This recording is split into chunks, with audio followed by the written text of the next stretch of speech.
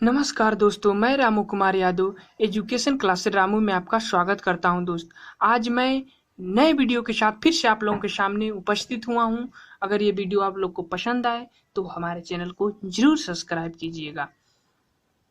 तो देखिए, अगर आप सुपर टेट की तैयारी कर रहे हैं तो आप हमारे चैनल को जरूर सब्सक्राइब कर लें, क्योंकि सुपर टेट में जितना भी विषय आएगा उस विषयों का मैं ज्ञान अपने YouTube चैनल के माध्यम से आप लोगों के सामने एक्सप्लेन करूँगा।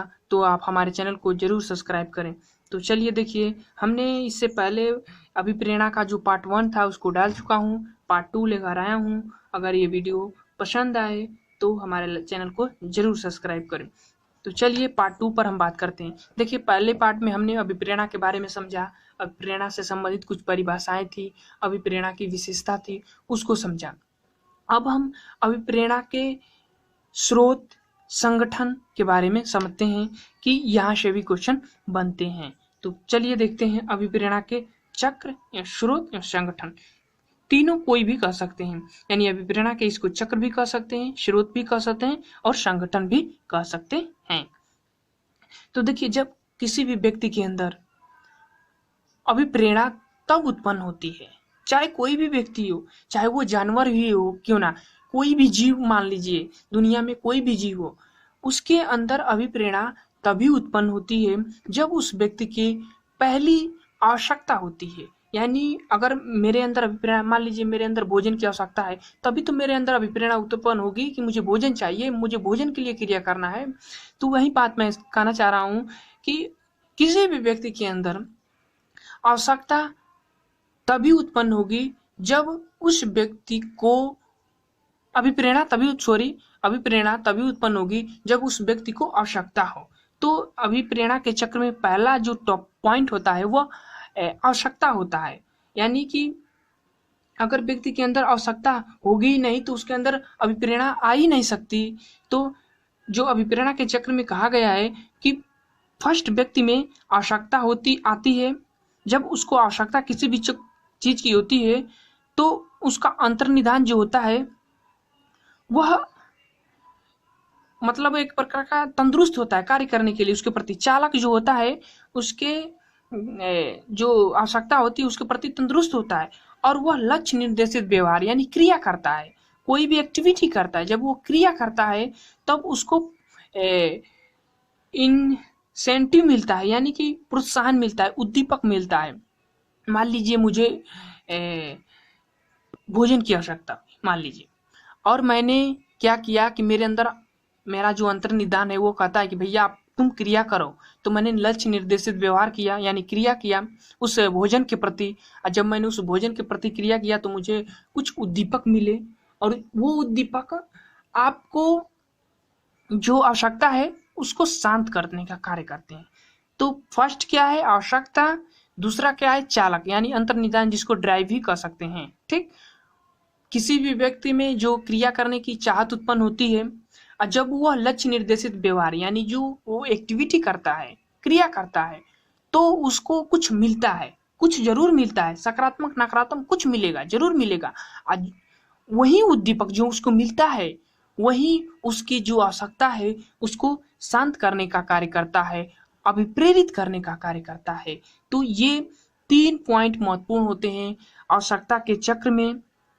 आवश्यकता यानी कि अभिप्रेरणा के चक्र में आवश्यकता यानी नीड, ड्राइव, अंतर्निधान, जिसको चालक कहते हैं, जिसके अंदर जो आवश्यकता उत्पन्न होती है और वह एक्टिविटी करता है उस आवश्यकता के लिए, और जब उसका आवश्यकता उद्दीपक जो मिलता है वो उसको शांत करने का कार्य करता है। तो चलिए हम अपने धीरे धीरे पॉइंटों पर बात करते हैं। इन्हीं को मैं विस्तार से पॉइंट को लिखा हूं। तो पहला देखिए, पहला पॉइंट है आवश्यकता, नीड, जिसको इंग्लिश में कहते हैं। अभिप्रेरणा का पहला कदम यह है, आवश्यकता जो अभिप्रेरणा का पहला कदम है यह 2 प्रकार का होता है। पहला शारीरिक आवश्यकता और एक दूसरा है सामाजिक आवश्यकता। शारीरिक आवश्यकता में भोजन, वस्त्र, विश्राम के लिए व्यक्ति क्रिया करता है। सामाजिक आवश्यकता की अगर बात की जाए तो पद, प्रतिष्ठा, उपलब्धि और आय यानी धन के लिए जो है क्रिया करता है। तो ये दोनों व्यक्ति को आवश्यकता पड़ती है। सामाजिक आवश्यकता के अंदर ये आता है और शारीरिक आवश्यकता के अंदर ये आता है। ठीक। अब जब दूसरा है अंतर्निदान यानी ड्राइव, जिसको चालक कहते हैं। तो अब जब व्यक्ति के अंदर इस चीज की आवश्यकता होती है, भोजन की आवश्यकता होती है यानी कोई पद की आवश्यकता होती है, तो अभिप्रेरणा का इसको दूसरा कदम कहते हैं, अंतर्निदान को। और आवश्यकता के बाद तनाव एवं सक्रियता यानी सक्रिय की स्थिति यानी कि जो क्रिया कर रहा है, जिसके प्रति क्रिया करने के लिए वो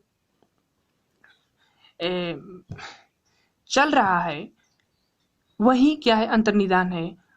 उस स्थिति को अंतर्निदान कहते हैं। ठीक। तो अब उसके अंदर भोजन की आवश्यकता हुई या कोई पद की आवश्यकता हुई, तो उसने उस आवश्यकता के प्रति क्रिया करता है। ठीक। अब दूसरा अंतर्निदान चालक जो होता है वो क्रिया करता है, कोई भी क्रिया करे। अब मान लीजिए मुझे भोजन की आवश्यकता है तो मुझे भोजन के अनुसार क्रिया करना है, और मुझे कोई पद की आवश्यकता है तो मैं उस पद के अनुसार न क्रिया करूंगा।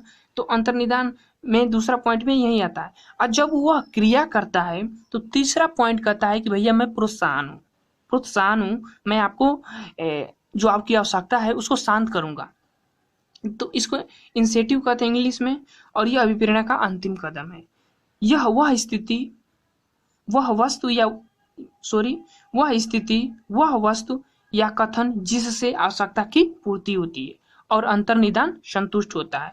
तो प्रोत्साहन उसको कहते हैं। जब व्यक्ति का प्रोत्साहन नहीं मिलता है तो वह कुंठित हो जाता है। मतलब मान लीजिए मुझे भोजन के प्रति आवश्यकता थी, मैंने भोजन के प्रति क्रिया किया, और जब मुझे भोजन नहीं मिला तो मैं उस कार्य के प्रति कुंठित हो जाता हूँ। अब कुंठित दो प्रकार के होते हैं। देखिए, कुंठित दो प्रकार के होते हैं। मैंने बताया हूँ कि कुंठित होने का दो कारण होता है।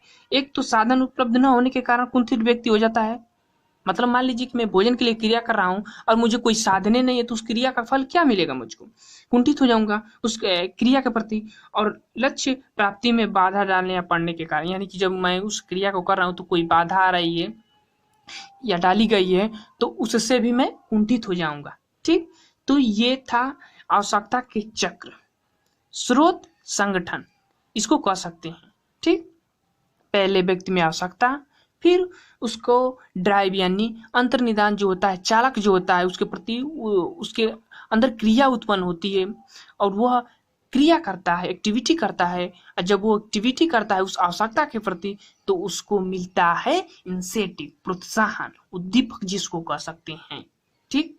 अब हम लेके चलेंगे थांडाई के सिद्धांत में। तो थांडाई जी कहे थे कि भैया बिल्ली गेट के अंदर बंद है, अब बाहर मछली का टुकड़ा रखा है, तो टुकड़ा जो है उसका उद्दीपक का कार्य कर रहा है ना। और जब उसको मछली को टुकड़ा उसको मिलेगा तभी तो उसका आवश्यकता शांत होगी, क्योंकि बिल्ली को क्या थी, भूख लगी थी। और वो भूख लगी थी तो उसमें क्या कर रही थी, वो क्रिया कर रही थी। रूम के अंदर जो था उसमें क्रिया कर रही थी। क्रिया करते करते उसका लेवल पर पैर पड़ा, लेवल दबा तो जंगला खुल गया तो उसने जो उसका प्रोत्साहन था उसको मिल गया, उसकी आवश्यकता शांत हो गई। तो यही आवश्यकता के चक्र में बात कही गई है। ये सीधा और सरल उदाहरण थांडाई के अनुसार है। थांडाई एक बहुत ही महत्वपूर्ण मनोवैज्ञानिक माने जाते हैं। ठीक। अब हम चलते हैं नेक्स्ट पॉइंट पर। नेक्स्ट पॉइंट क्या कहता है कि अभिप्रेरणा के प्रकार। अब अभिप्रेरणा के प्रकार कितने होते हैं। देखिए, अगर मैं ऐसे बात करूं तो कई मनोवैज्ञानिकों ने अलग अलग अपना अपना प्रकार बताए हैं, लेकिन जो सीधी बातों में कही जाती है कि अभिप्रेरणा के दो प्रकार होते हैं। एक तो आंतरिक अभिप्रेरणा, एक होता है बाह्य अभिप्रेरणा। आंतरिक अभिप्रेरणा वह कारक स्वतः होते हैं, मतलब बिना किसी के कहने पर किया जाता है। मतलब ये जो आंतरिक अभिप्रेरणा है तो ये व्यक्ति में स्वतः पहले से ही होते हैं। वह कोई भी कार्य करता है तो उसके प्रति वो अभिप्रेरित होता है। ये सीधी बात इसमें कही गई है। यानी कि एक लड़की है, वो अपना होमवर्क हमेशा करती है और बाकी समय में पढ़ती रहती है, तो वो आंतरिक अभिप्रेरणा है, उसके अंदर आंतरिक रूप से अभिप्रेरित है। लड़की उसमें रुचि है, लड़की की उसमें रुचि है। ये बात सीधी बातों में कही गई है। ठीक।